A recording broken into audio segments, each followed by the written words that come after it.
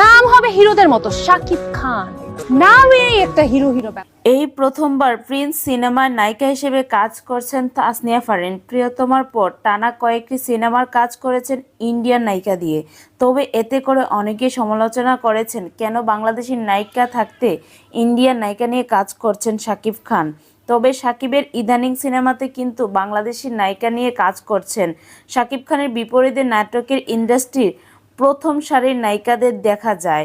তাণ্ডবে সাবিলা নূরকে দেখা গিয়েছে, তানজিন তিশাকে এবং ঐশীকে দেখা যাবে সোলজার সিনেমায়।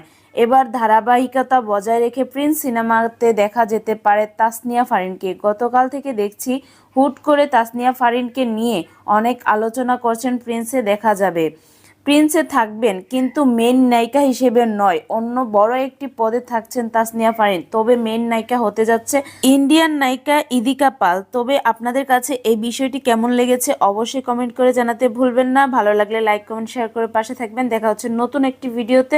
ততক্ষণ পর্যন্ত ভালো থাকবেন, সুস্থ থাকবেন। শাকিব খান এবং অপু বিশ্বাস বুবলির সকল আপডেট পেতে আমার পেজটি ফলো করে পাশে থাকবেন। ধন্যবাদ সবাইকে। আল্লাহ হাফেজ।